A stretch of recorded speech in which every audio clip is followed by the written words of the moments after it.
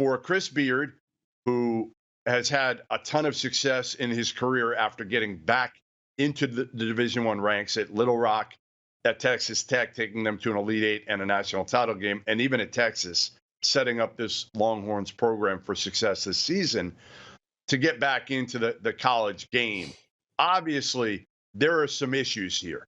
Whoever looks at researching him and bringing him on is going to have some conversations with him and try to figure out exactly what happened. Just because the charges were dropped does not, again, mean something didn't happen there. And I would guarantee that the athletic director is going to want to have, and maybe even above him, probably the president or the chancellor of the university that is looking at Chris Beard.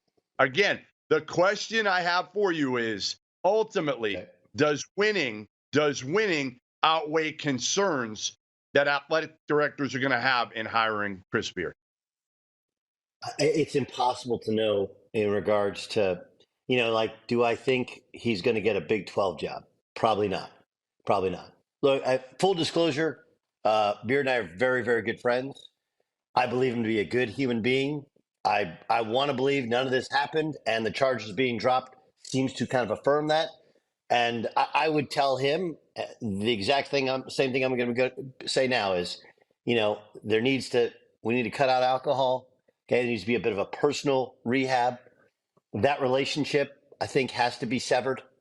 I know it's a personal relationship, and you go like, hey, that doesn't matter. Yes, it does. If it's to that level of toxicity, you got to say, hey, look, I'm starting over. I'm a new guy. I'm just a basketball coach. He's a great coach, but also a really, really good dude who unites people and builds programs and cultures. And I don't know if you know this, with all his stops along the way, everywhere he's been, his assistant coach has gotten the job when he's left. It's a very big part of what he tries to do and what everybody around him kind of understands to be how he rolls.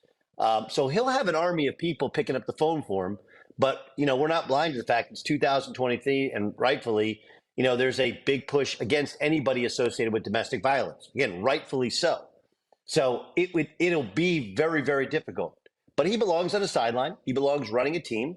And whether it's as an assistant this year or as a head coach, I think the sooner the better for him to get in. But I do think there needs to be some personal rehab steps.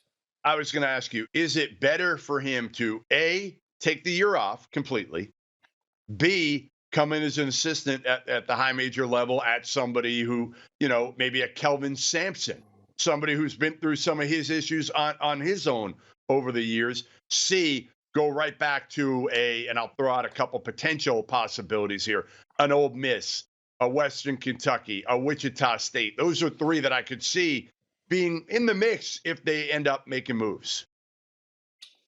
They'd be incredible hires. But again, it's going to come down to the conversations with the president. I think the conversations, obviously, it's harder at a state school than it is at a public school because of where the funding comes from. Excuse me, at a private school, right? So of those you listed, those are all public institutions. Now, Wichita is a team that they want to win, right? They want to win.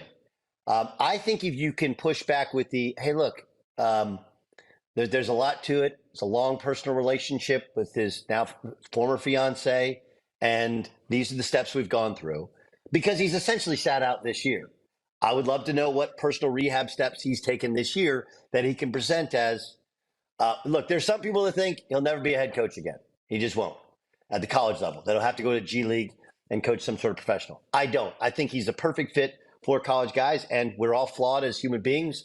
And what better message, again, if he's gone through those personal rehab steps, what better message to a player like, look, I don't want you to go down this path. I want you to understand toxic relationships. I want you to understand what I've been through. I lost my dream job, right? He worked his entire professional life for the Texas job, got a new arena, new practice, great team, top 5, and it was all gone like that because of some bad personal decisions. I think that's a great lesson for young men to hear, but it has to come after a point of some sort of personal rehab, and then everybody has to be all in on the hire. Otherwise, it won't work, and it'll get panned nationally and get panned, more importantly, by donors and people that matter at the university.